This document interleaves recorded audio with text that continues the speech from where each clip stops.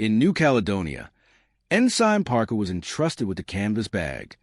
While walking down Saloon Road against orders, he was distracted by a girl with a very specific birthmark, a brown heart on her right ankle. "Oh, look at that," Parker exclaimed, leaning over to get a better look. Thwack! A man in a gray suit hit Parker over the head and vanished with the money. When McHale found Parker, the ensign was wandering in circles, crying for his mother. "Skipper, the money, a girl with a heart on her ankle, a man in a gray suit. It's gone." "We're dead," Gruber whispered. "Binghamton is on the island. He's probably counting the minutes until he can put us in front of a firing squad." The crew went on a frantic hunt through the streets of Noumea. They checked every ankle in the city. They flipped over tables. They even accidentally interrupted a French wedding. "Pardon, madam," McHale said to the bride. "I have reason to believe this table belongs to the U.S. Navy. Just checking the serial numbers on the legs."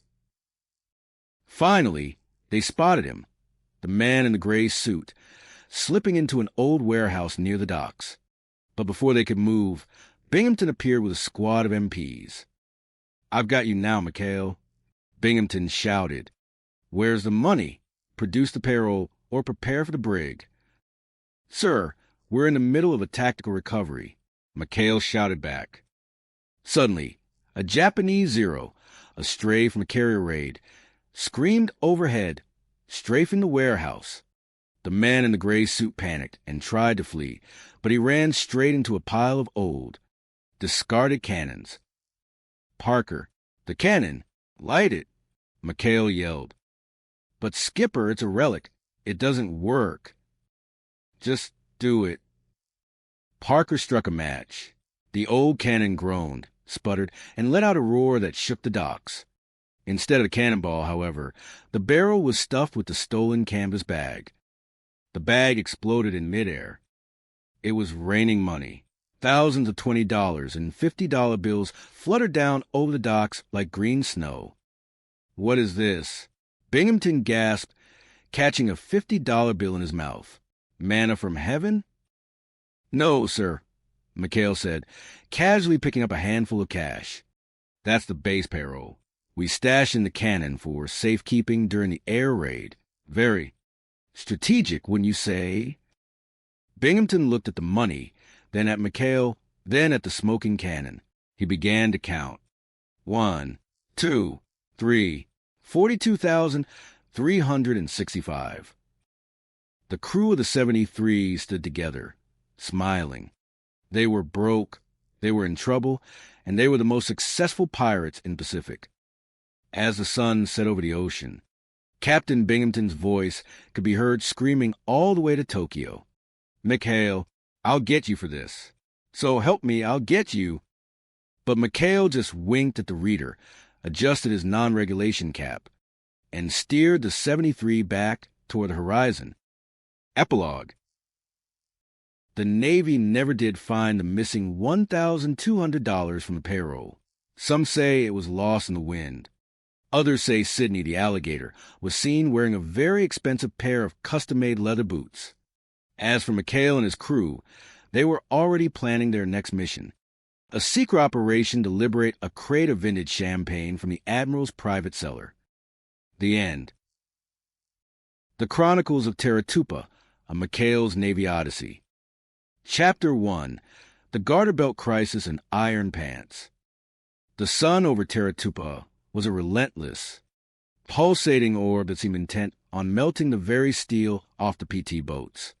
In the command office of the island, Captain Wallace B. Binghamton, affectionately known by his men as Old Lead Bottom, was having a morning that could only be described as a slow-motion train wreck in slow-motion lava. Binghamton stared at his supply officer, his eyes bulging like an over-caffeinated pug.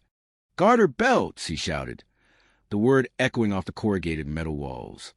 Captain Bingham said he wanted to say, "Wow, wow, wow. Wow. Garter belts. You are the supply officer here. For heaven's sake, if the nurses need garter belts, then you snap to it. Shake a leg. Oh, you know what I mean. Binghamton clutched his stomach. His acid reflux wasn't just a medical condition. It was a sentient entity trying to escape his ribcage. Everything is on my shoulders, he groaned to his sycophantic aide, Lieutenant Carpenter. The war, the nurse's hosiery, and now this. He fumbled with a message on his desk. Sir, Carpenter whispered, I just got a message from a pal of mine at conflict. Admiral Rafferty is arriving today on a sneak. Inspection. Binghamton's face turned a shade of gray usually reserved for naval battleships. Iron Pants Rafferty? Coming here? That's all I need. Look at this place. Carpenter. It's a mess. The sinks in the Petty Officers Club are backing up. The grass isn't cut. And McHale's crew is probably out there right now making sake in a bathtub. The phone rang. Binghamton snatched it up. Hello. Yes, this is Captain Binghamton. Who did you expect? Tokyo rose. He listened for a second, his face turning purple. The sinks are backing up? What do you expect me to do? I'm the commanding officer, not a plumber. He slammed the phone down and swallowed a handful of pills. My stomach acid could start a car, he muttered. Please, sir, Carpenter pleaded. Take it easy on those pills. You know how they give you indigestion. Suddenly, a wicked gleam appeared in Binghamton's eyes. A plan was forming, a beautiful, cowardly plan. Carpenter, if I were sick, really sick, I could appoint an acting base commander, and he would have to face Iron Pants. Carpenter nodded slowly. Absolutely brilliant, sir. I do look sort of sick, don't I? Binghamton asked, suddenly slumping in his chair and affecting a pathetic wheeze. Terribly sick, sir. I'll call the medic. As Binghamton prepared to play the role of a dying man, he knew exactly who his victim would be. Commander Quentin McHale. If McHale and his cutthroats were in charge when the Admiral arrived, they would surely destroy themselves. It was perfect. Chapter 2, The Acting Commander and the Hula Hysteria. McHale entered the infirmary, looking far too relaxed for a man in a war zone. Behind him was Ensign Charles Parker, looking as nervous as a cat in a room full of rocking chairs. Oh, hi, Captain, McHale said, tilting his cap. What's wrong, sir? Oh, McHale, I don't know. Binghamton moaned from his bed. I'm in bad shape. Bad shape. He gestured feebly. Parker, raise my head a little, will you? Parker rushed over, fumbling with the bed crank. Clang! The head of the bed slammed down. Binghamton let out a muffled shriek. Push it down. Not that way. Put it down. Binghamton screamed. Gee, I'm sorry, sir, Parker stammered. I thought it was in neutral. Binghamton ignored him and looked at McHale with watery eyes. McHale, the medics don't know how long I'll be in here. I have to appoint an acting base commander. Well, I understand, sir, McHale said smoothly. And you can rest assured my boys and I will give Lieutenant Carpenter all the help we can.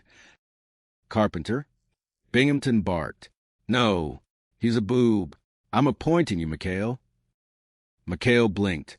Me? Oh, come on. Captain, you must be kidding. I'm a saltwater skipper. I'd be no good behind a desk. I wouldn't think of asking you to take it on without help, Binghamton said, a trap snapping shut in his mind. I'm appointing Parker here as acting executive officer. Parker's eyes lit up like Christmas trees. Oh, boy. Did you hear that, Skipper? Thanks, Captain. You'll never regret this. I know. Binghamton smirked under his breath. Now out. Go take command. Back at the office, chaos didn't just reign. It threw a party. Parker was on 3 phones at once. Yes, ma'am. We found the garter belts. I'll have them sent over immediately. He turned to McHale. Skip, the Seabees are building the new Arab in the middle of the rifle range. Tell them to keep their heads down. McHale shouted over the noise. Just then, the crew of the PT-73, Gruber, Christie, Tinker, and the rest burst in. Hey, Skip, the boys want to throw a little shindig, a real wingding. Gruber shouted,